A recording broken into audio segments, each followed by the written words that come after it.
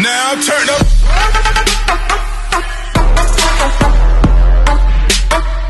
Kirker, what about you? Not too bad, man. How you getting on? Alright. Yep. Good to be back in football. It's good to be back. We break for a wee while now, but it'll be good to get back in our week or so, get in the pre-season properly. Is the ladies still going or? Ladies are going on they have a match on Wednesday night. They're in the middle of their league season now, so they'll continue right through now, once a week, right through until August.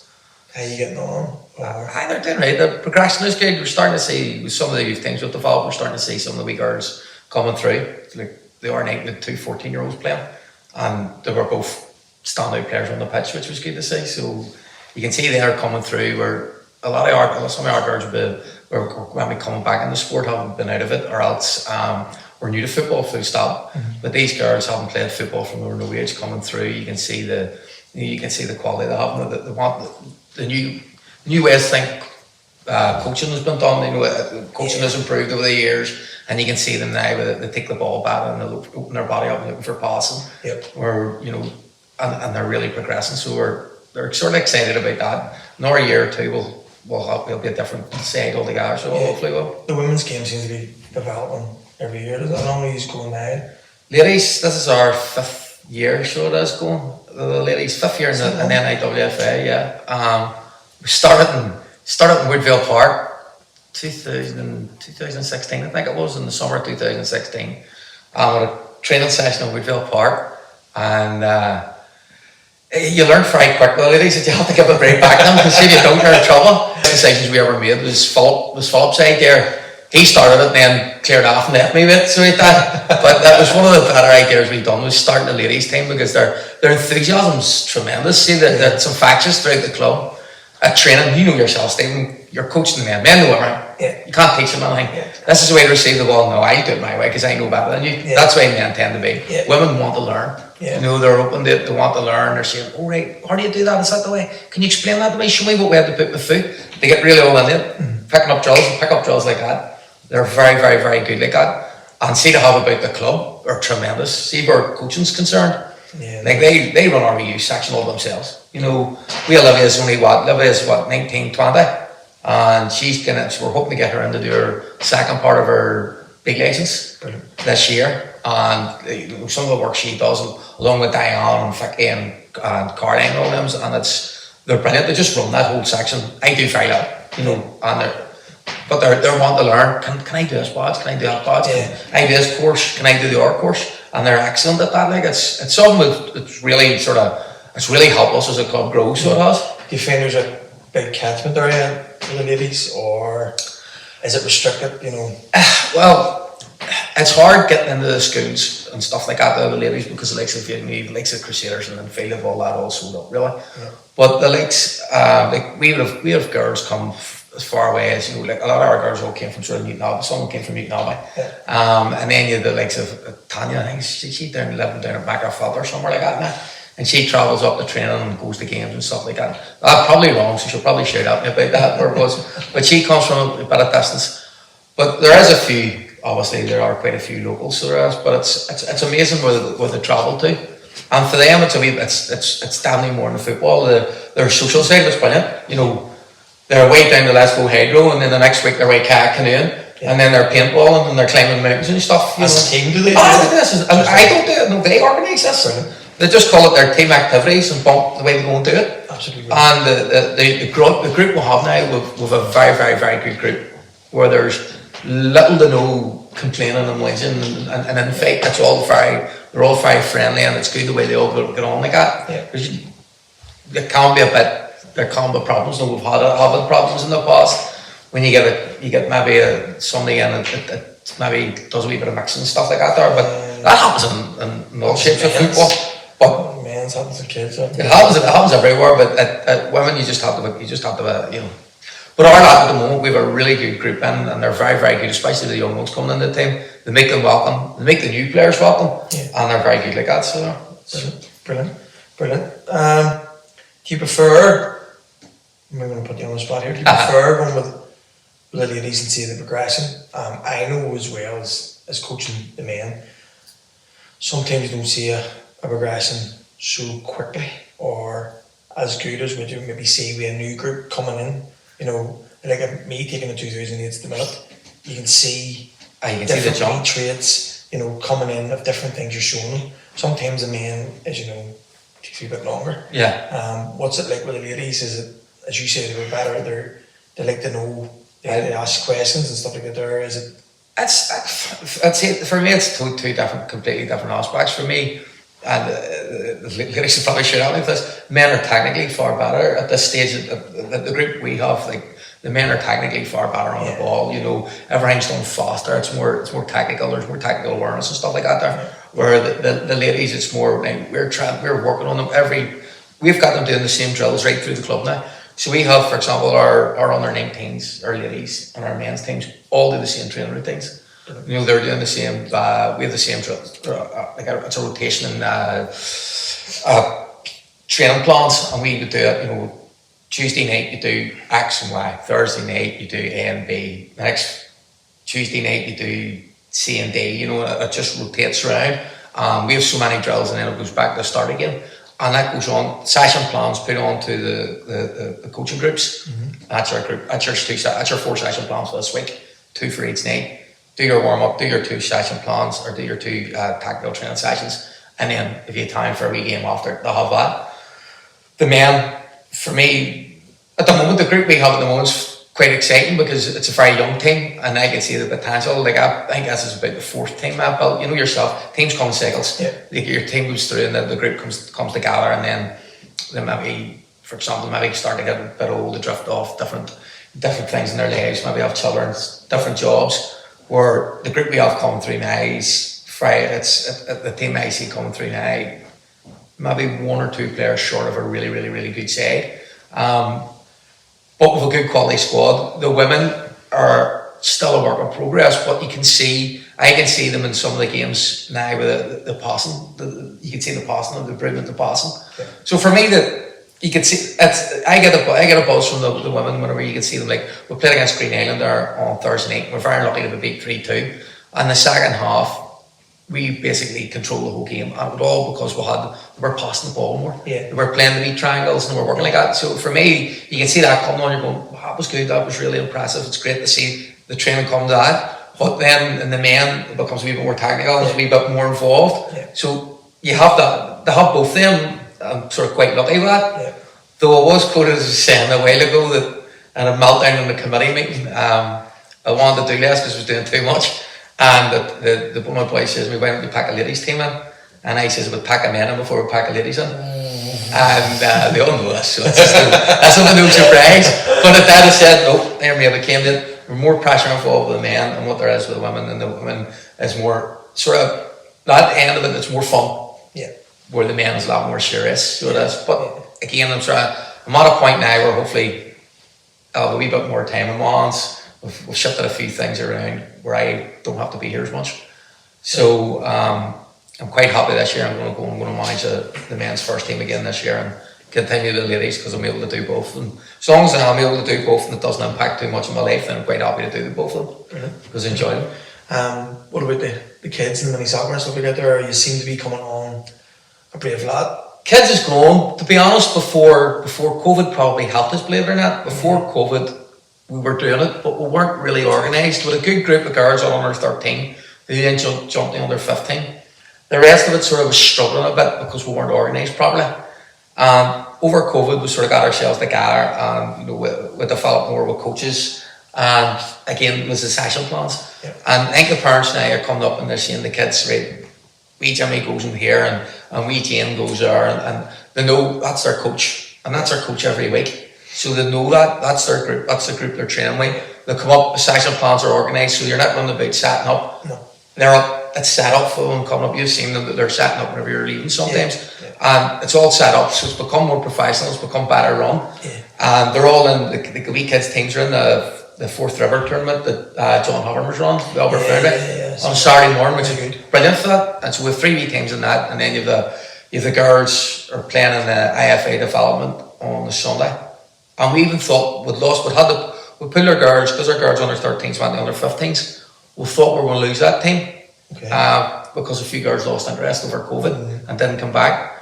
But we've now, so we withdrew them from the league. So it's law, 2 weeks later after we withdrew from the league, we got 3 or 4 players in. So we would have been able to compete in it, but it's something next year, we'll work towards next year and we'll be getting lots of wee friendlies. But again, a lot of that goes to the credit of the girls and the coaching of the girls. Again, the ladies coming in, out of the coach, we have 9 coaches, not counting myself, we have 9 coaches involved with that wee group, and only 2 of them are male. The rest of them are all female, and they take the lead on it, and they're very good with it. So it's very organised. It is very organised, and that's the whole thing. You're not stereotyping ladies, or no, they are in general. Yeah, a lot more organised. You know. Oh, they're brilliant. Some of the men, that's brilliant. That's absolutely brilliant. I read somewhere, because you're a big team celebrity now on the internet. I read somewhere that you retired when you're 24. 24, yeah. Well, that technically, I've had more comebacks than 30 days. Well, 30 days now than me, so I sort of thought. About 20, when I was about 22, I started playing football when I was 14 to the 22nd. My dad brought me down. I used to go and watch my dad playing, and my dad played. He was 50, and him and his mate played. They were 50. I have a story about that one later on. But so they were playing, and I used to go and watch. My dad used to play up the door and used to chase the cows off the pitch before you played the game. And Donald used to go around and mark a pitch. We'd bucket and top a lane out of a bucket around the pitch. People get lane burns up at it. Oh, it was horrendous. Like you want to say, we could change the shed. The physical thing to change the cars was horrendous.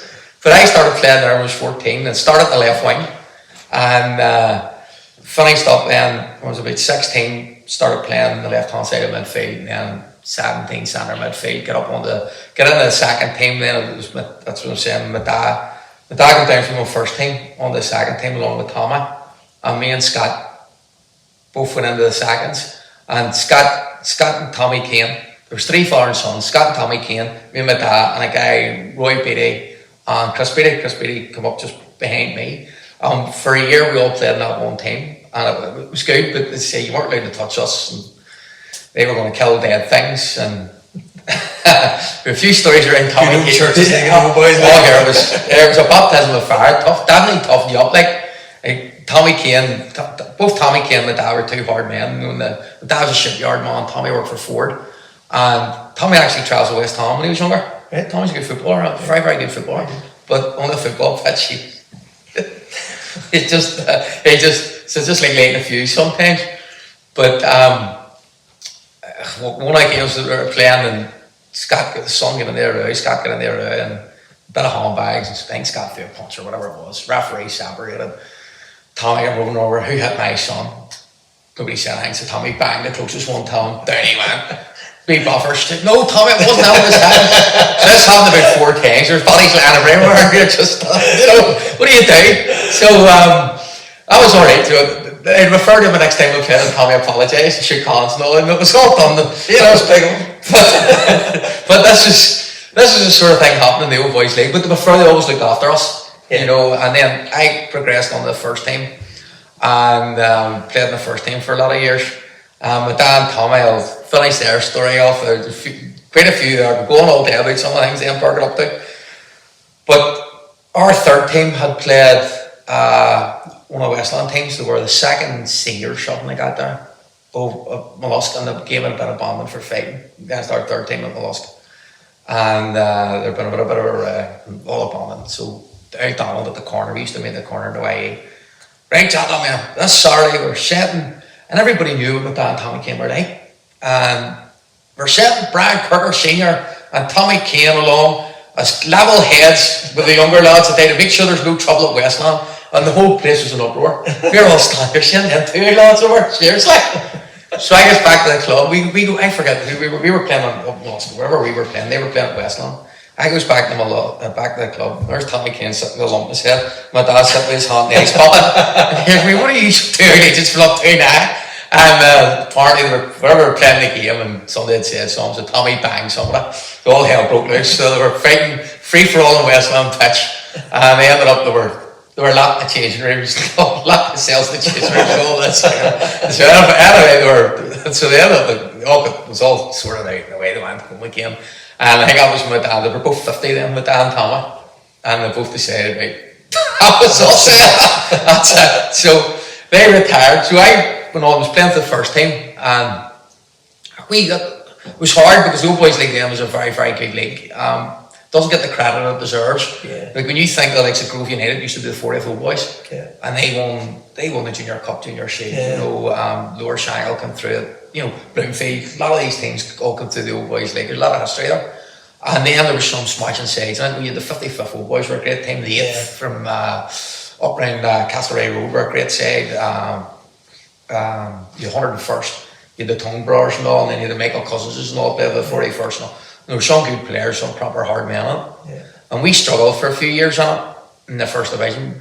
It was my luck, whenever I got in the first team, the year before our first team had been runners up in the league, runners up in the Neil Cup. And there were, what was it, junior, they got the quarter final Junior Cup and Junior Shield. The cracking. At one point, I think it was about February, they were unbeaten in everything. And it looked like they were going to win everything. And they ended up, they lost the league at the end of the season to the 8th. Last game of the season, they did a draw, and the 8th beat them 3-1. And I get up one day, just after that, and all these boys all retired. And they're a cracking side. And we struggled for years. And in the first division, we were always just above relegation. It was hard. It was hard going then. And then we moved down. We dropped down a couple of divisions. And then we regrouped. And we got back up the league again. And I remember with a really good side, one year, the best team I played in. And we actually got the quarter final Junior Cup down in Cumber. And Cumber Rack beat us. Their seconds beat us in penalties. And I remember playing that one. I went to take a penalty in that one. And it was, I think, three out of our 5 penalties just about reached the line because we were doing that big pitch and we were just wrecked. And they beat us in penalty. I think they won it that year, or they got the final.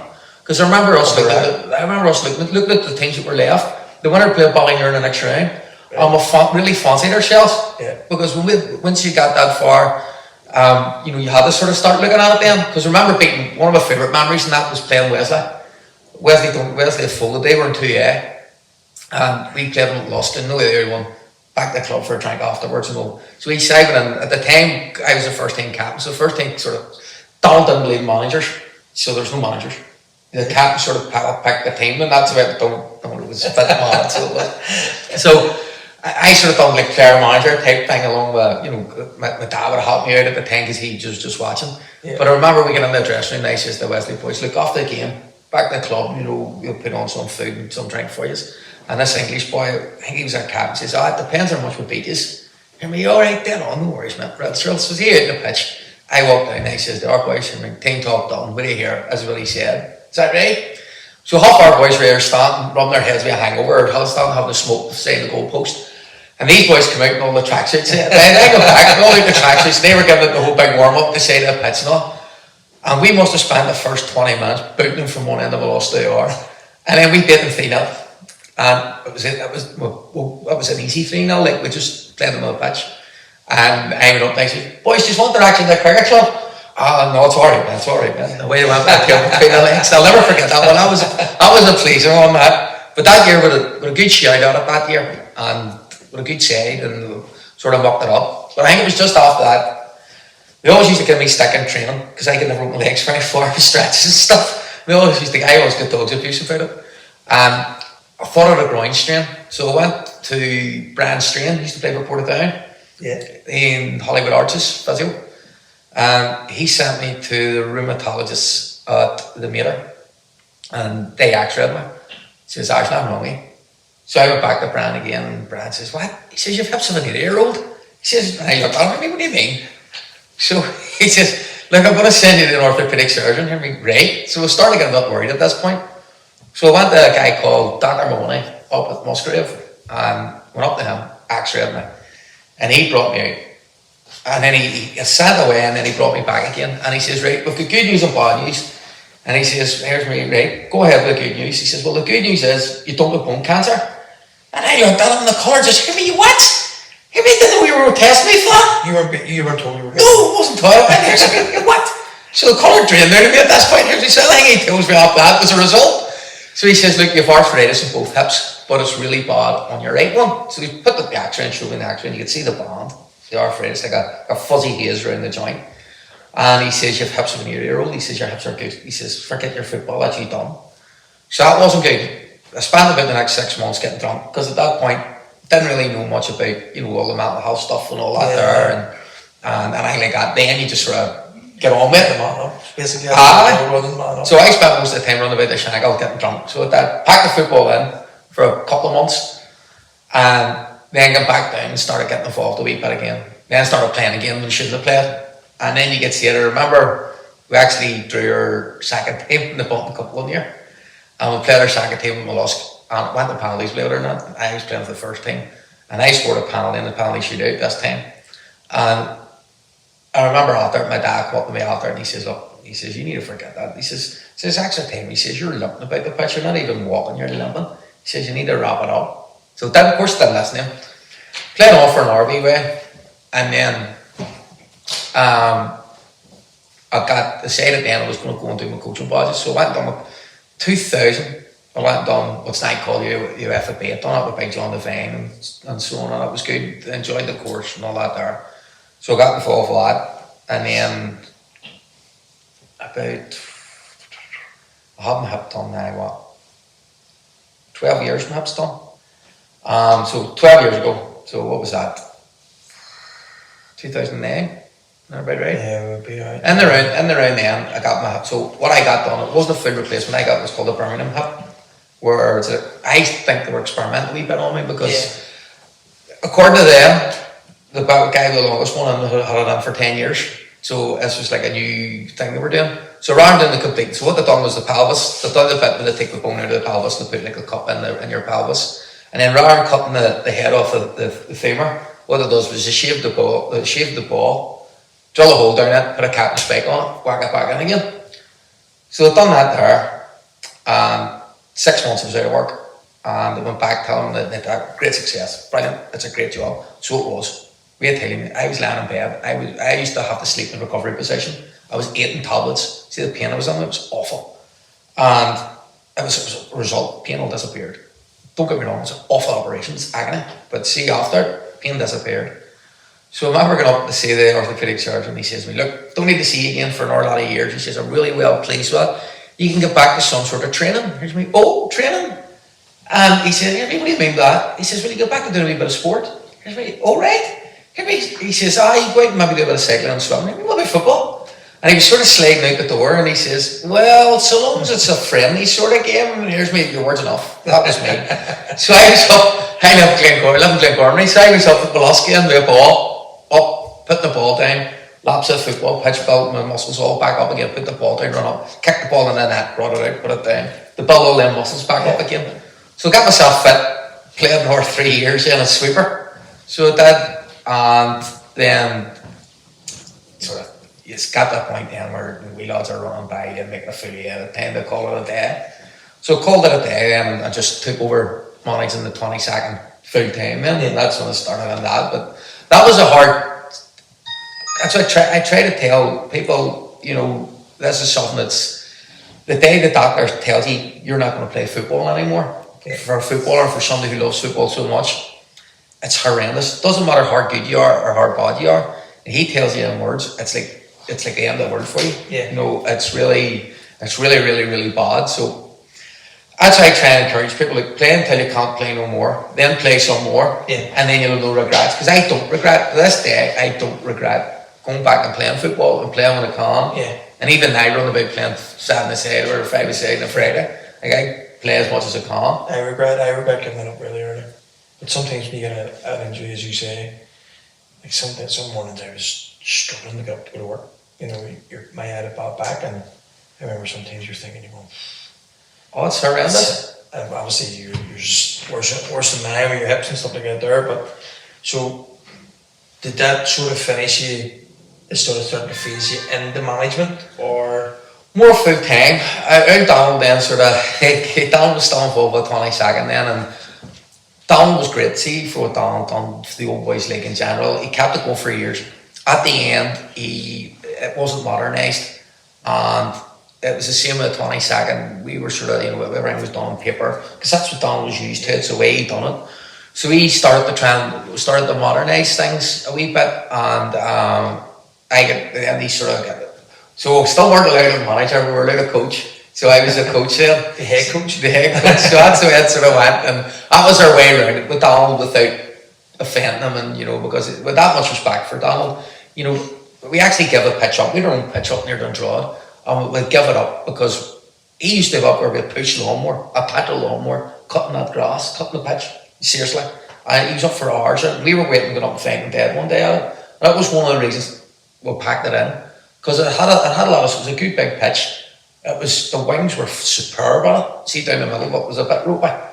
And the fact that we didn't chase the cows of it. But, it had a lot of potential there. Yeah. But we'll give it up. It was one of the reasons because nobody would go up and do the work. And now Donald was coming doing it, and it wasn't fair on him and stuff like that there. So we came away from that, and that's how I then got involved. When I got back involved then with managing, with one team at the 22nd, with just the first team. And I remember it was Chung's first year. Chung was about 15 or something. And the last game in it, with 8 or 9 players playing against Monkstown, and it beat us something like 14. And it hadn't been for Chung, it would be 30.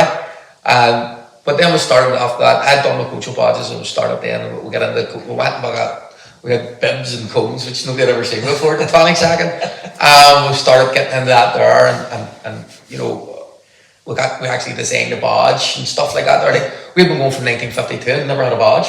The club had never had a badge, so we designed a badge and stuff like that there, and just tried to make it more professional. And so we went from one team, then we got the second team running, and then eventually we got the third team running.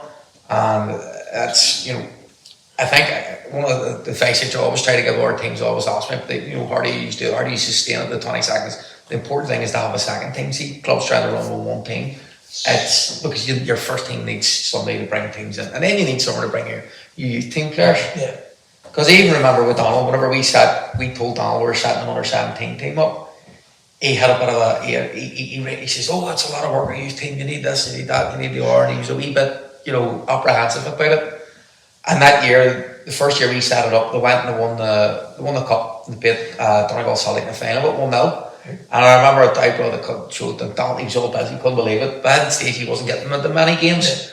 And it was just shortly after that, then Donald got the British Empire medal for his work in sport. Brilliant. So it was long overdue, recognised, so it was for him because of the amount of time and effort he put in. But he deserved that, and that was then, where the club started to progress then from what we had the idea of just being an old boys team to trying to make it something more. You keep this idea of being a pub team, but it's dying. Yeah. And you need to evolve. Yeah. If you don't evolve, your club will die. And I think we've seen it around the Shangle. Like when I started playing football, the old boys league had 8 divisions. Yeah. Between 12 and 14 teams in each division. Yeah. You had the Churches League. Well, at 4 or 5 divisions, Yeah. the same numbers. Yeah. Churches League is dead, the old boys league is dead. Yeah. All them teams are. Even the Belfast and District League now, you can actually see a bit of quality going into it. As you say, Church League, Old Boys League, it's gone. People would class the Belfast and District League as a sort of a new form of Old Boys League, but like you see some of the teams in there, like even our third teams at the minute, our third team or whatever, some good players actually play at them levels. So you can see, as you say, you're getting away from pub football and stuff. Even lower level teams now are starting to get away. Would you say it's harder to maintain? Because I used to go and watch the 89s when they were thinking, as you say, the warm up would have been a couple of stretches across the place, or run across the place, a couple of stretches, stand with Trevor Moran, one of the best players I've watched, stand smoking a fake, and like kicking the ball about, the old wicket advert, warming up in the car. Do you say it's even that level is completely evolved, Right down there. Like, you see, whatever level you're playing at, like we had our thirds in the Southampton League and now in the Belfast District League, where we had our first and seconds at one time.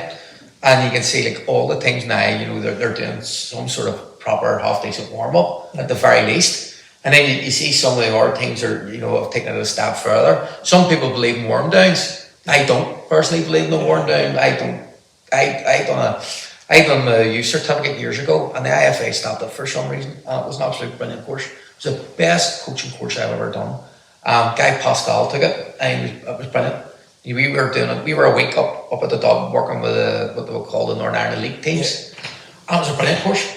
And see the stuff we learned from that. I learned more there in that week than what it did with, and all the other coaching course, even the UFFB and all that there. I learned more there than what it did at that. And like, for example, one of the strength and conditioning coaches was there. He was all about, because one of his things was so 400 games I haven't had a hamstring injury, because he used resistance bands as a pre warm up. Yeah. So I sort of like, I would use that the first time with the ladies, and we would use that. So we use the bands to deactivate your muscles, and then you start your running, and then do your stretches, and then get back into some more running, and then get your touches on the ball. Like that wouldn't have been heard of.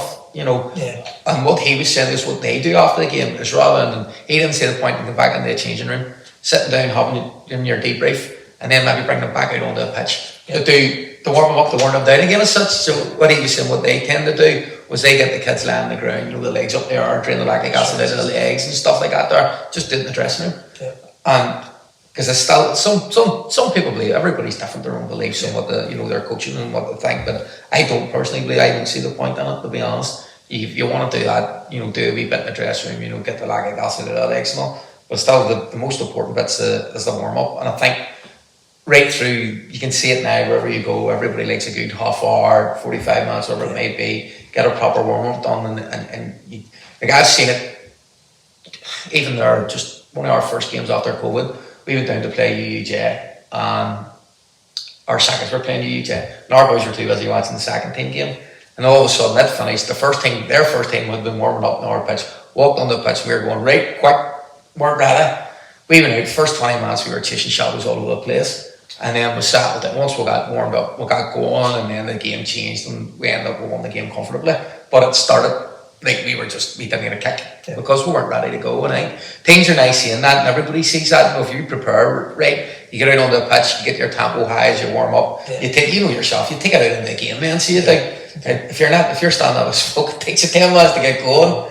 I've played against Trevor once with that. When we played using when you come into the boys' league as a 99th, and I played centre midfield against Trevor, and he's a good player, so he was. Never shut his gob the whole game, and he used to do the come on. Oh, I loved a bit of that there. I think we all did, but then there was. But he used to, and he's one of the first ones, as you know, when the going got tough. Oh, he was there, but I remember I helped him down in Whitehead, and Trevor just, no matter what you did, it was just on your case continually. But then you look away and you go, there's not enough of that, I don't think, in that days, and I just think sometimes some teams sort of...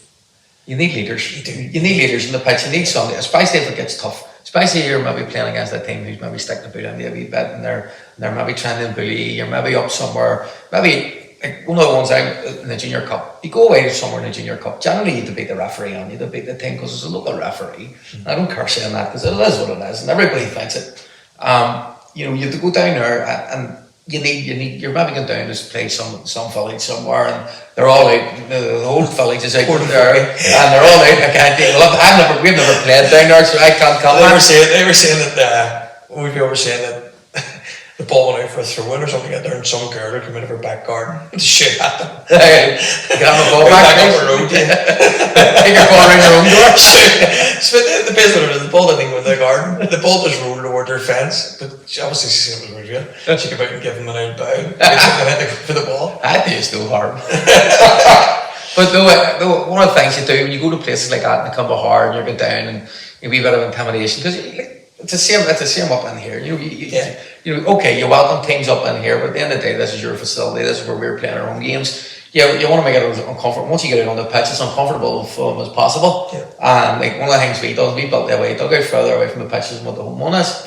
We things like that. There's no. Jim McCurdy from Top One always complains that there's no cushions in the away dugout, and if we have cushions next system, you're lucky if that broken glass in it, and you're lucky you've got the changing rooms, stuff like that there, But you do. When you get in this scenario like that and things are maybe getting tough, you need a couple of boys maybe to step up and do a bit of shouting and encouraging and get but I think it has to be the right type of shouting. You get some of these headers run about the pitch shouting the ball and and shouting at their teammates for no apparent reason. Yeah. You need them, somebody who can lift their team and you know, and guide them. And Trevor was like that. Trevor would have done. Trevor would, you know, I said I played against Trevor once, and he's a good player. And you know, we've all played against. You know, I remember playing for the 22nd when I first started playing for the 22nd. We had a big prison warden playing in the centre midfield called, his nickname was Grace. Because I'm absolutely nothing graceful about it. He just a 6'3" prison warden. You know, he run about the centre midfield. He was just like a bulldozer. And we played the time we played 4-3-3, and I played the left of him, and he played in the middle. And it was great because he just won around, you know. But he would have been there. He'd have been just, you know, every so often, he'd right, come on, wee man, let's go, let's get into them here. No, don't let them intimidate, you know. No, let them know you're there. No. Yeah. And that would have been it. Like, you know, so you needed them. Every team needs a character like that of some description. Yeah, I think as we were saying about football changing, like, I know trips away and stuff like that there at the end of the year are a few and far between now. You know, even like exercises like going away somewhere for an away day don't really happen as much. It's hard. When you do it, there's low numbers and. It's hard. It's one thing. If I remember for years we used to do it. I remember my dad and all that. They went to Liverpool. They used to get the slow boat over to Liverpool. They went over and they attended. So Man United was home and Liverpool was home. So what they had done was the United men then they went over on a Friday night, right on Saturday morning. The United men had straight on the bus, bump up to Manchester, watch a game. The Liverpool men all went sort of in their hotel, went to the Dairy Club, watched the match. Then I remember my dad taking me as a kid did. I was in the Anfield a couple of times. And then whenever they took the Liverpool boat off, they started going to Glasgow. Right. So and then I started to get the age where I could drink, and that was a bit alright. So it was like, and that was like, I remember us meeting in Bittles Bar in town, and Friday a pint at 7 o'clock in the morning. And then away you went, and that was you from Friday morning through to Sunday. And the time you were coming home on Sunday, you were shaking and the sweat was lashing out of you. You were just a shell of a person. But there was maybe 25 or 30 years away, and that crack was brilliant. Like we done Amsterdam one year, the 22nd. We went to Amsterdam. I think it was 25. We also went to Amsterdam, and we were all running about Amsterdam. No stories. No story. What happens on a trip? Stay on that trip. But no, I was. I get into the awful state in Amsterdam. I was trying to cross the canal. There was no bridges, no. Yeah. It's and stuff like that there. No, it was just one of those things. I went to Amsterdam with Shango Juniors when we were kids. We played in the Amsterdam Cup, and I forgot that the cycle lane. And then when I was about 10, and it was one of the ones we were all sort of going to a shop or whatever, and I just remember stepping back, like I didn't know at the time it was like a cycle path, whatever. Just stepped back, and G Stockman was with us. He just pulled me out of the road, but there was no next minute this motorbike just flew by me. It must have been easily going 60 miles an hour. If it hit me, I'd have been dead. You know, you think of a 10-year-old, and he grabs me, but he just gripped me by the scruff and pulled me forward like that. But Amsterdam was it was totally different. Like you think of a 10, that's about 25 years ago, getting away my age. It was totally different. I would have been a brave way we were there. But like the trips, like we try to organise we went down to play Ballykeil one year in the Junior Shield. It was Halloween, and we arrived down to play Ballykeil. We got a bit caught up in the whole Halloween thing of the day. So we had a bus run with a 52-seater full, and boys were all down with all their fancy dress costumes in their bags. So we went down to play Ballykeil. Sort of called, sitting in the change room. Referee walks in. Once he says the referee, pulls his teeth out. Suppose you shank up and think you're a hard man, and then he just want to do it now. I won't go out today and do it. He's not looking at the referee. He's for fucking real. And I said, we had a couple of big lads sitting in the dressing room, and I said, so here's me, mate, get up yourself, put your teeth back in. So away, man. What happens if one of our boys says, "Alright, come on, what? Where does that leave you?" Seriously, great, this is going to be one of these ones. You're not getting the penalty out of it. So even now, Ballykeil beat us 6-1. At half time, it should have been 3 each. I think they were 3-0, but at half time it should have been 3 each. Ian Black missed 3 absolute sitters, so he did. But it should have been 3 each. And then a big Iranian guy played up front for them, big Georgiani. A big Tilden played centre. In fact, I want to see this guy, Georgiani. I'm seeing Mac on him, the muscles on. I want to see this guy. But him and Big Tism got into a bit of a tussle with Big Tism. Don't help me, mister, I'm only 16. We were fucking falling about the place right there, yourself. But anyway, off they came. It was dead on. Ian Thompson, if you're watching this, you were playing ringers that day, I know you were. But they got to that. You're giving me enough credit there to someone outside of Belfast while watching this. But the wee lad played for Ballymena. He was an absolute smasher, destroyed us. Played the left wing for him, destroyed us. He was brilliant, so he was. He nearly finished up the shankle with us that day, but we came out of the dressing room, and all the fancy dress gear on. They brought us back to the coach bar in Ballymena, and we just took over the bar. And they're actually all up there, just like us walking into the bar, and they took over the karaoke on. We just took the karaoke. We had anyway, all up singing, and it was mental, so it was. And they're all dressed up, and Graham and Boobs is the 118 man. They were doing the synchronised dancing and all. Well, that's it. It's seemed to believe. And then boys were saying, and the guy Ian Thompson, his dad was originally from the Shankill, so he was. So they moved down to Ballymena, and he says, "Well, look, this is brilliant. We'll get involved and we'll do more and stuff." And actually, I no problem. So struck up, still do have a good friendship with them. Unfortunately, Ballykee's not going no more. They had to fold, but they set up youth teams. But they run the Ian Boyd Cup, so they do, and it was for a guy that unfortunately took his own life, and he was releasing the Ian, so he was, and they invited us down to play in that. And first year we went down, there was us, Ballykee, team called Wigton and Bladnock from Scotland, and they were a semi-professional team, and Ballymena United. And we done really well. We went down, beat Ballykee, we drew with Ballymena, and we beat Ballymena, only Bloobs got in the way. One of the boys had a shot, was flying in, and Bloobs cleared it off the lane for him. Fucking him his big fat ass. And so we ended up, we drew with them. So the last game, Wigton beat both the order, beat Ballymena and beat Ballykee. So Ian set it up, he moved the fixture around. He says, "Look, we'll leave you to play Wigton last." He says that because it'll be between you and them who won it. And he didn't tell me, they beat us 4-0 in a half an hour game. 3 set pieces, you won't see in the corners. They've been working on them corners you want to see the way they've done them. Brilliant. And we were talking to them after. That year, they had entered 7 competitions in Scotland. They won them all by the Scottish Cup and the Scottish League Cup. They got that far in the Scottish Cup, and on that, they might have beat on them and they played Rangers in the next round. Well, they were smashing Celtics, they were. And, but we went over there. Right. The following year we went to Scotland, so us and the Ballykee ones went across. There was 52 of us. So there was like 27 of us and 25 of them, or whatever it was, whatever the numbers was. And we went across, and Ballymena didn't go. And it was just the 3 teams, so we just played each other 45-minute games, played 2 45-minute games. And we beat Ballykee 1-0. And we beat Ballykee 1-0.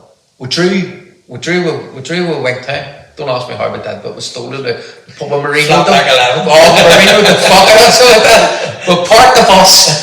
They scored, and we scored a very lucky one on the break, 1 each. So we were delighted. We beat Ballykee with Drew Evans, and I says to Ballykee manager, and said about some of this boy in that manager, and I says, "Give me look, just don't get stuffed. We win this. Come on ahead, not on the head, you." But what he had done against us was he played a high line. And we were too quick, and we were in behind them all the time. And here's me, drop your line, play a bit deeper. The Wigtown wingers very fast. When you play a high line, you'll get murdered. He wouldn't listen. We played a high line, we're beat 2-0. You're not sure. So, but then we went back, and we had spent the weekend, and mate, they were climbing in the fucking. One of them actually climbed in the bedroom window and pulled the whole window frame out of the window. There was light shades pulled off the walls. The place, and I'm standing going. Big Tism came down that morning to breakfast. I'm sitting eating my breakfast. And Tism's 6 foot odds. He's standing half naked, peering around a big pole, looking down at me. And someone says, "Big Tism's up on you." He asks me, "What's wrong?" And he says, "No, I'm eating my breakfast." He says, "You want to see this room up here?" I said, "I don't care."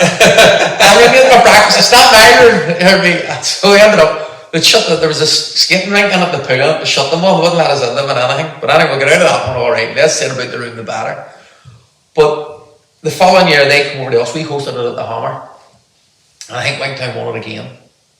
But we'd advertised for a team to come and join us, an our team. So Ian at this, because Ballymena had sort of drifted away from it, so Ian says, "Right, what about getting a team from England?" Then we got a time trip to Scotland, a trip to England. So he was all here, me going ahead. Nations. So I got the team, not only would be in Legion from Liverpool. So he brought the Evans over, and they had won their version of Junior Cup the year before. And I says, "For fuck's sake, Ian, what are you doing here?" And bringing all these other teams over. And so I ended up, I think that year Whitetown won it again. And they won it when we hosted it in the Hammer. So the following year we were to go to Liverpool. And it was that bad, I couldn't believe it, like it was that bad. We thought, who doesn't want to go to Liverpool? It's brilliant, they knew Liverpool's great. Between the two of us, we could only get a team between the two teams, us and Ballykey. And I was playing, and Thompson was playing. And I want to say that like it was a gig. And the prefer the Netherly boys, guy Big Richie over there runs Netherly, he lent us a couple of players, and we hadn't played the other game, it was a good laugh, you know, and they looked after us. Oh, it was brilliant. They brought us back, they brought us into the Legion, and they had their pitches beside the Legion, and they brought us into the Legion, they fed and watered us, and then they took us out into the town that night. Then the following day we were back up to the Legion, and what they didn't realise is Thompson had been out, and I have a photo on my phone somewhere. Thompson went out and put a red Honda Ulster on their flagpole, put the red Honda Ulster up on the flagpole. So like that, and I have a video in there, and Jono, one of the boys, Jono stand like us here, Thompson's putting the flag up, and I kill myself off. But the flag stayed up for over a week before anybody realised. We told your man Richie about it, we had told him, he was wetting himself. That was him messaging me, he says, took him a week to find out So, but as you say, for some reason, nobody had an interest. And then Ian had a holiday place in Banador. He says, what about getting the boys over to Banador? He says, are you kidding me? There's no chance of any football being played. They'll just be blocked from start to finish. And he says, oh, but great. I mean, look, it's not going to happen. And we're hoping, maybe, I was hoping once this whole COVID stuff dies down again, to get in touch with the boys again from Netherlands, because we keep in good contact with them. They come over now, I introduced them to John from Upper Foundry, and they bring their kids' teams over to play John, and John brings the Upper Foundry over there. They have a good relationship now. So I'm hoping maybe next summer or something, maybe go over there, get them boys back, go over and maybe get the Ian boy tournament resurrected again and get it going. Even if Ian can get a team together, he normally does get a team full of ringers anyway. He's partial to the players.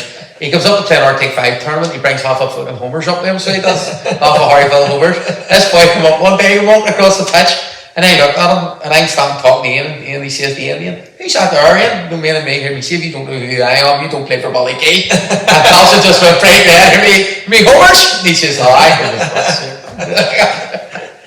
So, like I say, you've just talked us through your playing career and a part of your coaching career and all there, but you do a wee bit of work in here, Clarendon, in here, a wee bit of work now.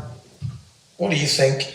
What's your relationship like in here? Obviously with Wheelville and stuff. And one of the best moves we've done as a club, as far as I'm concerned, full stop, was come up in here. We were lucky, we had been Frank had us on a waiting list. So he had in the shop, he had the waiting list, and we had been down on the waiting list for a long time. And then when the basement, unfortunately, they folded, the pitch became available. I was contacted, and here's me, yes. Just at that time, we were trying to go in the amateur league. We were still in the Belfast District League.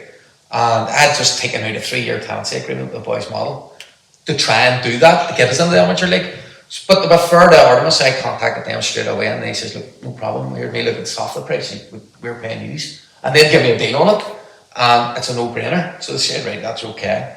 So we got up in here and we started playing away up in here, and you know, the more the clubs work together, you know, the longer we've been here, the closer the two clubs have become, you know, and I think that the work we're doing now, it's you know, you can even see the condition the pitches are in. You know, where Alfie and myself is cutting the pitches. You know, they're being looked after a bit better. The changing rooms, like, you look at what we've done, you know, the fact that, you know, as Frank said to me, he says, look, we're gonna do our changing rooms up. If I hear me 100%, we'll go along. We should just split down the middle. Yeah. And that's the sort of attitude we've had. You know, we do things, we'll work together, we'll split down the middle. You know, like we got the rugs to the floors, you know, the signage and the walls, things like that there. Take ownership of it, and you can see the way the Clarendon committee now has been set up, and the way we're going, the way we're working towards the future. Where this place, we hope, and I think it will be, in 10 years' time, will be a completely different scenario up in here. You know, it'll be it'll be a state of the art facility. It really will. You know, if the plans get to go ahead, which I'm quietly confident we'll get planning, and then it'll be up to where we can beg, borrow, and steal the money for it. But you know, if we're lucky enough to get all that, you know, what we could get together up in here is, you know, the sky's the limit. That's because we're working together. If we were working as two separate clubs building against each other, and you know, like we have there's none, like Frank and myself, right at the start, I would have a sort of an unwritten rule, you know, where we leave your players alone, you leave our players alone, and there's none of that goes on. You know, there's been a couple have moved across, but that's because the players have wanted. It was like, we Baxter went to use me goalkeeper, he was saying it, same for us. Didn't want to play for us, wanted to go for you, fair enough. But I know he wasn't, there, come on Mills. No, I know there was none of that. I was the same when Reece White came to us, it was the same thing. Nobody had approached Reece White. Reece White had come to us with his own bad. So that sort of, but there's none of that goes on, and I think that's important. That's been very, where there's no jealousy as such. There's no, oh, they're trying to steal this and they're trying to do that.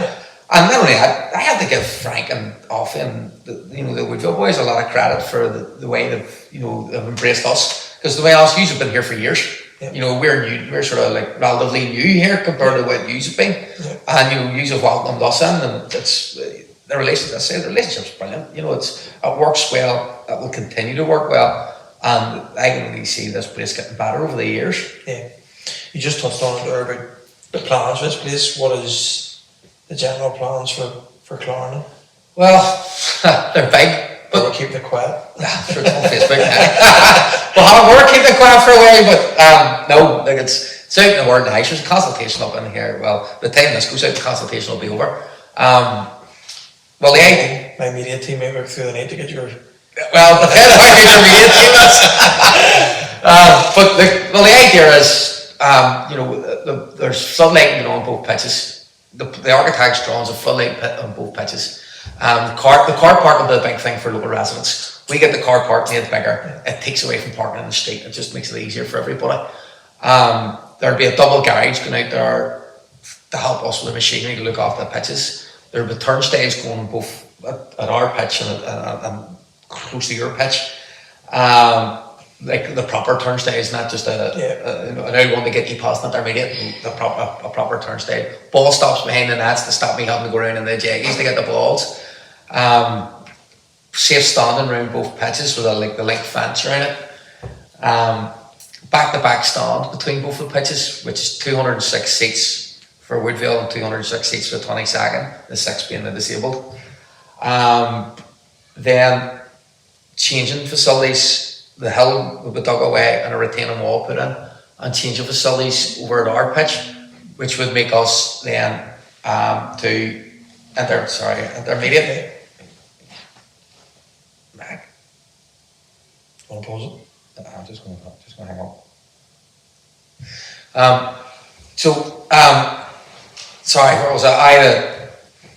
So get the hill dug away, retaining wall put in, change the facilities over there to help us at some point hopefully get the intermediate standard, and then the changing rooms that we're using in there will be knocked into one room, and that'll be a bespoke gym. So again, you can offer the members of the clubs, there's a gym. Why go and pay membership to gyms when you're going to have a gym here on your doorstep? Can we develop that further? Yeah, I'm sure we could. Also, the idea up in here is to have somebody full time up in here, who'll be able to look after as part and parcel of this. It will help us, will help look after the facility. We'll be up in here, and again, that'll be a game changer, because then we can reach out to the local schools. And this facility's lying empty during the day. You can turn around and say, "Force ever want to come up and do their football training here? Why don't you just come up and use it?" You can reach out to the local schools, get them involved, and it helps everybody. The scouts come up and use in here. There's a lot of cross community work goes on up in here. Some of the stuff we've been working very closely with Shamrock recently, and different things with different projects we've done have worked really well. And they're getting their facility built at the bone, and they're hoping when that's done, then the same thing they'll be able to reciprocate it. We can go across to them, and all that helps break down the tensions around the area, and it does, because the whole thing where we're situated, it is an interface, but because of here is what it is, it keeps that interface quiet, and it's a no-brainer for the Belfast City Council. What more do you want? We're here on an interface, providing sport for the young people, taking them away from the, you know, the bad spots during the marching season and things like that, or flashpoint times of the year. And we're bringing them up in here to do this, to play football, to play the sport they love. Yeah. You know, you can't look bad at that. Yeah, brilliant, absolutely brilliant. You sort of touched on it a wee bit there. You do a wee bit of work on mental health. Well, when I say a wee bit, a big bit. I work with Tommy and stuff like that there. I will. Give me a wee bit of insight. It's Obviously, suicide has been a big, massive, you know, part of Woodville, as you can see. You know, Woodville's been affected. Shankill Junior's been affected by it. Probably your legs yourselves have been affected by it. I know you do a lot of work. Can you give me maybe 10 a.m. a wee insight on what you're doing? Well, look, I started getting involved in mental health was actually very personal. One of my daughters struggles very, very badly with mental health issues. You know, she doesn't mind me talking about this because it helps her. So, like, one of the things she suffers, she self-harms. She would be bulimic. She suffers from depression, and she hears voices. Since it's been going on from she was young, and I remember I was going to some of her appointments where to see a psychologist and psychiatrist, and I didn't really understand what was going on. Being honest, I didn't. And this, I could be alright, love. Come on, sure, we'll go out and have a carry on and all that. It doesn't work, you know, because you don't understand. You don't know what they're going through. You don't know what's going on. Like the way the psychiatrist said to me is, he said, put a pair of earphones on, turn the music up, and try having a conversation. That's what she's going through. See, whenever she the voices are bobbing her head, she's hearing these voices where she's trying to have a conversation with you, and it's not working for her. You know, so I remember going through that, and I went and done a bit of training, and then I got involved with wee Joe Donnelly from Tommy. I say wee Joe Donnelly's taller than me. Don't know why I call him wee Joe, but I do. But anyway, I seen it, got in contact through Facebook, and he said to me about, look, I'm running a pilot thing for Tommy on mental health. Would you be interested in doing it? Here's me on, going ahead. So he arranged to meet at the cricket club one, I think it was on January night or February night. And I remember him he says, sure, I'm alright up in here. And then the cricket club's pitch black around it, then the Troubles was still going. Well, the Troubles were there big still. And he's a bit ropey because he's from the New Lodge coming up there, you know, but I'd get the boys. He probably would have been more safe rather than you. Probably. But so he arrived up, and I'd got some of the local teams, the guy, name it down, and he'd done his wee pilot program. It was very, very good. So we started to engage a bit more with him, and I started to do a couple of wee courses and things like that there, sort of get my head about what about the differences, what positive mental health, negative mental health, and you know how I could help my daughter more, and then also, like, you know, you're looking at your football players, you know, and when you hear like 1 in 4 people, 1 in 5 people, depends on the statistic, whatever you believe, have mental health issues. And in North Belfast, where we're based, there's one of the highest suicide rates in Northern Ireland. You know, you sort of have to get it's a no-brainer not to be involved and not to do something. So we started to work. So what we done was we put a form around the club, like a health form, and we've got a club confidentiality policy and all this here. There's only a couple of us seen the results. And boys filled it all in, medication on, name, address, and all this here. And what we were looking at is we created a database. So, say for example, God forbid something happened to somebody, and the ambulance came, we would say, look, he's allergic to penicillin. They're very badly unconscious or something like that. Or we were able to give them this information. And I think folk took it from you. You should something similar done at one time. I think it was, remember the guy getting knocked out in the pitch up in here? Clint. I think Gary McAllister and sort of Frank and all worked around that. And I think that was just before. I think Philip had said, because Philip was using at one point with the under 19s with Joe, and he had said that we'd have done this, and so we said, right, look, that's not a bad idea. Look, so we put it right at front, see what come back. Like, we were never going, what? Absolutely scared the crap out. It was like, you name it, we had guys, you know, suffering from these different mental illnesses within the club. We're going, right, hard with any of this. So Tommy, and me, Joe, and all this here, and he got us involved. Then he introduced me, believe it or not, the big building fuss in the Shankill. I never even knew it was there. Drove past it nearly every day, didn't know it was there. He brought me down and introduced me to Roberta Coates. She's suicide bereavement officer for the Greater Shankill. She run the SAFE project and introduced me to Ben, Samantha. Yeah. And that link would then become important with the ladies, because Samantha was one of the ones helping set the ladies up through that. Yeah. But so I started to get involved with Roberta. And then Roberta asked me, she runs the community response program, Yeah. and it meets quarterly.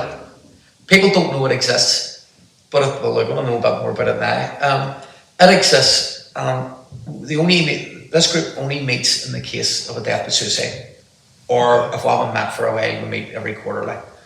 The idea is when somebody dies by suicide, their family fills a form out and places it on their name. So you imagine some people are in denial, and he didn't kill himself, he done this, it was something else, it wasn't that, no, damn that. Yeah. And they ask for help. The police say, you fill this form and do you want help or do you not want help? They go, oh no, we don't need help, we don't need help. And then you're not allowed to approach them to ask them for help. You're not allowed to approach them and say, look, you need some counselling, you need this, we can do this, we can do. You're not allowed to do that because they've said they don't want help, so you have to respect that. But then that's where Roberta asked me on it because of my connections with football. And the police are on it, Lifeline's on it.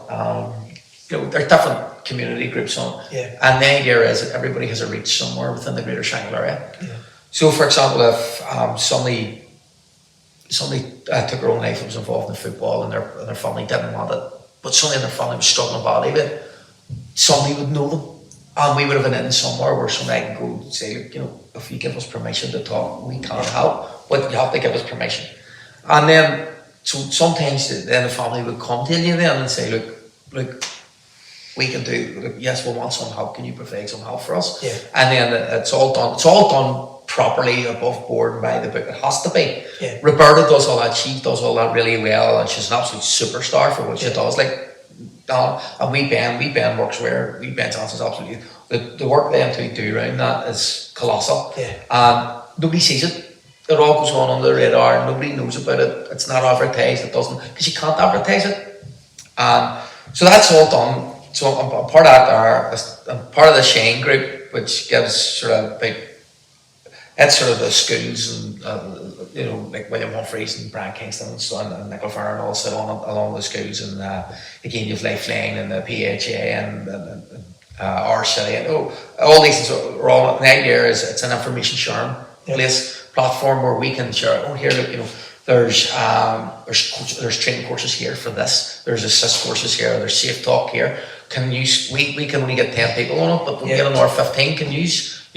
So that's very useful. Where we can all share resources and help each other out. But one of the big things that Joe came up with was like if I give you a leaflet on depression, and I give it to any of our footballers, they're going to look at it and go, aye.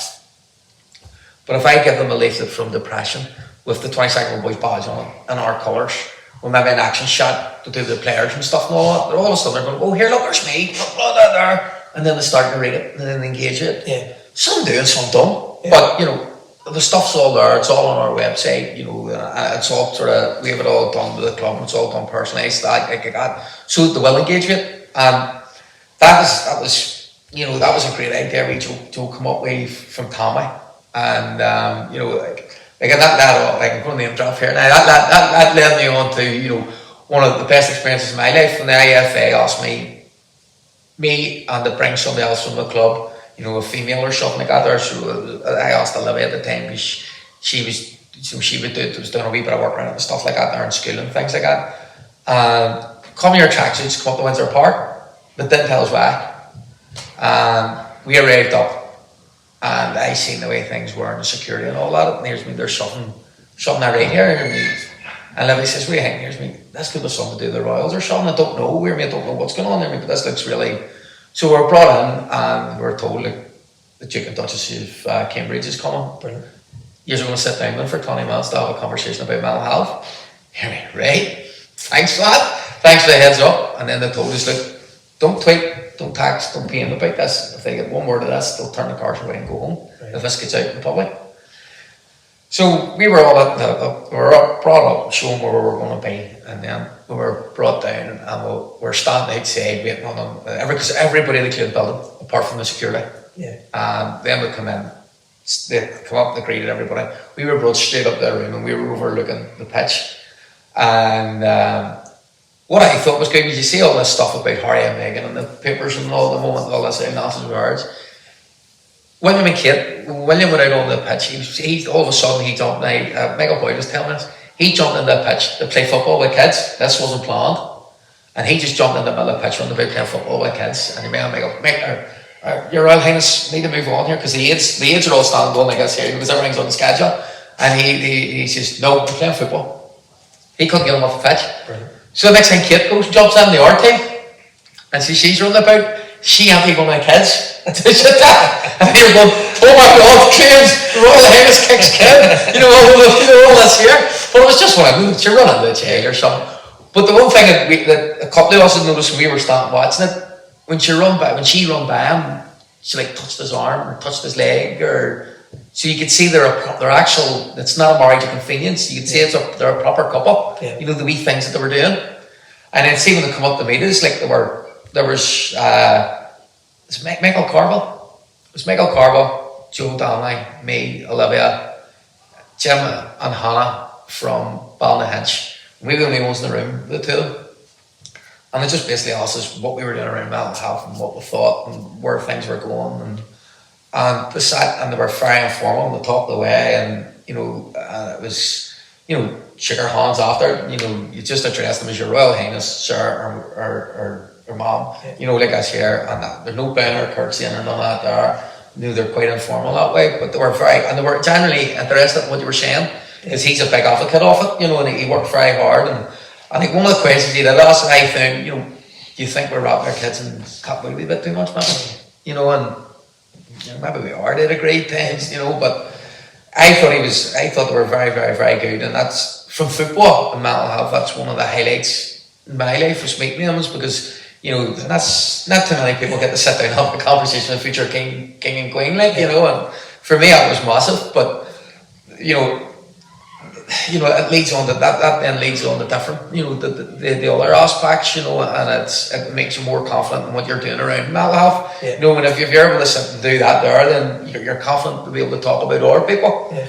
And it's something I think is important. If you can be confident around positive mental health and the aspects around the negative mental health, and you're able to have a conversation with somebody, and the fact that if you're able to go and do the training, like assist training, maybe in safe talk training, it just makes a difference. So it does. Fantastic.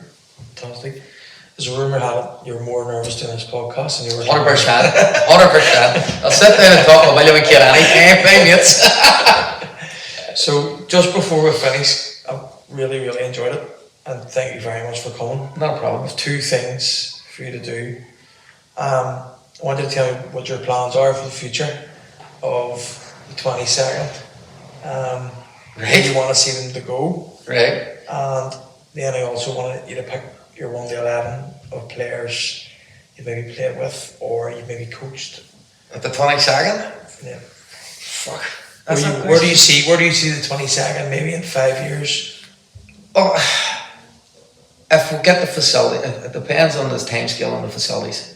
If we get the facilities that we're trying to get, I would like to think we will go through the second division amateur league, because you'll have no problem attracting players.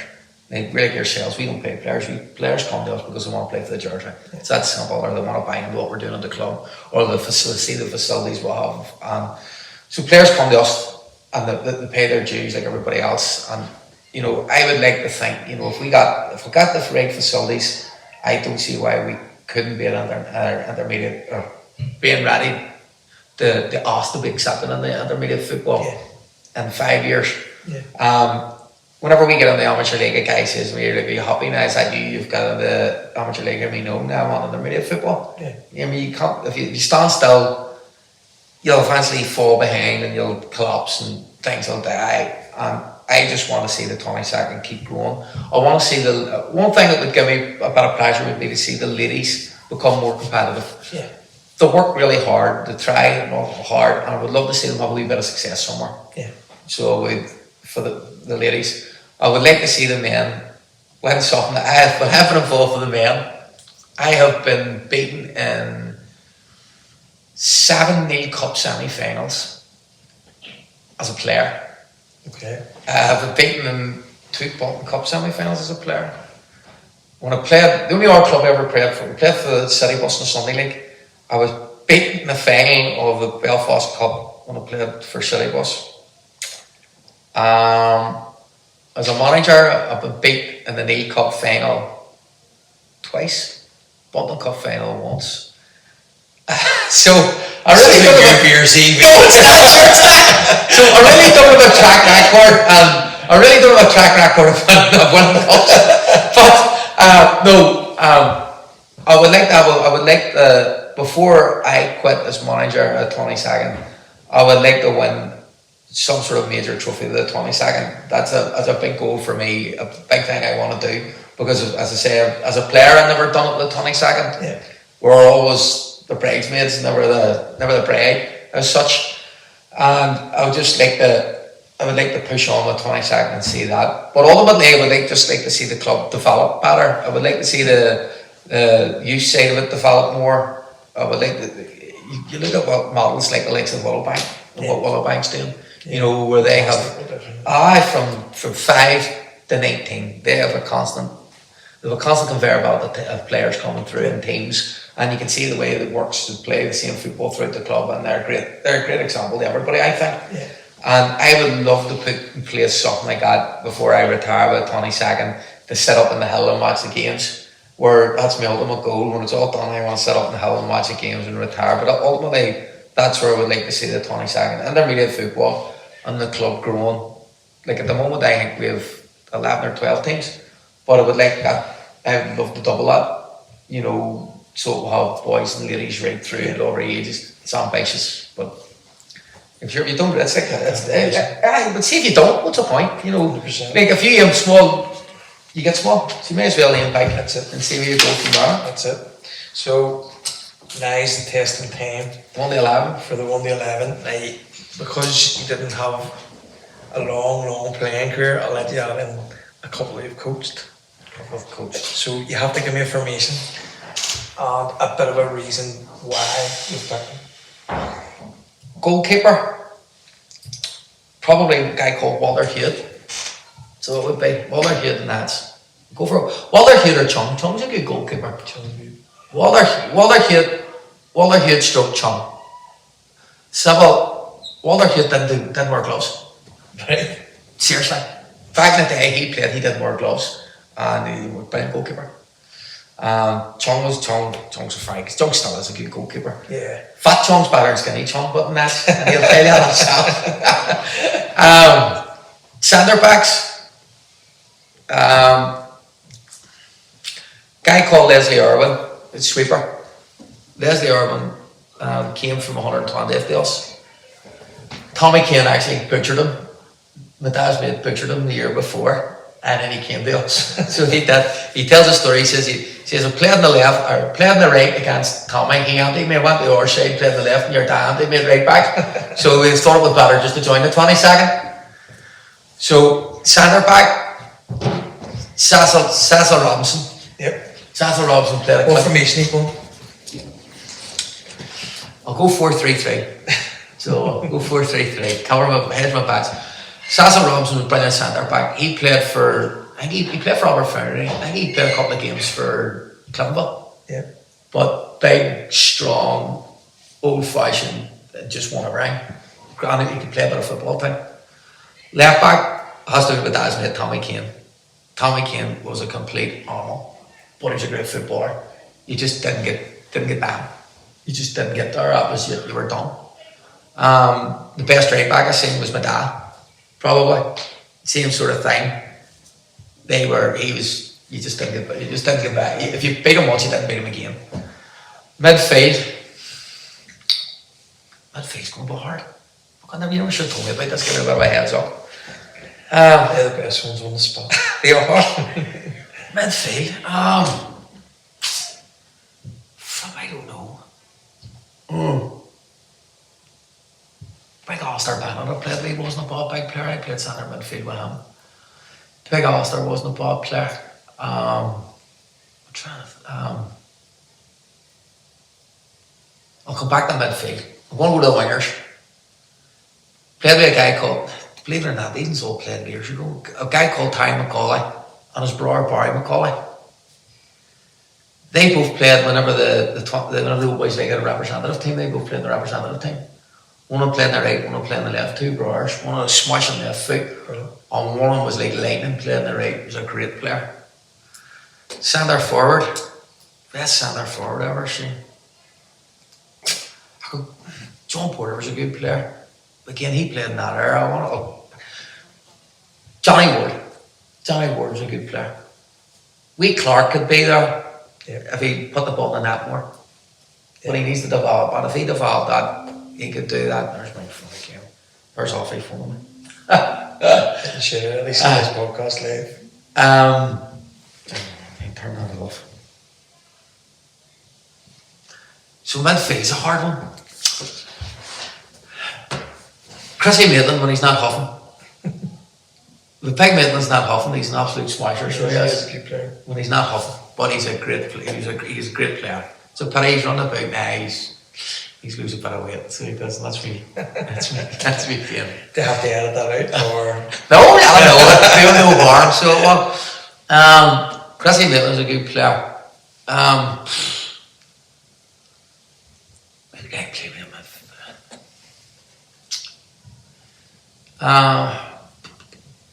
Here. Do you know who played for us for a year? I'll put him in midfield because he was a good. He could play in midfield. He was a good player. Flip from the Glencar. Skipper. Chrissy Mull. He played with me for a year. Chrissy Mull. I'll put him in midfield because he could play there. He was a good player. So he was. He was a very, very good player when he wasn't starting fights. But he was a good footballer, so he was.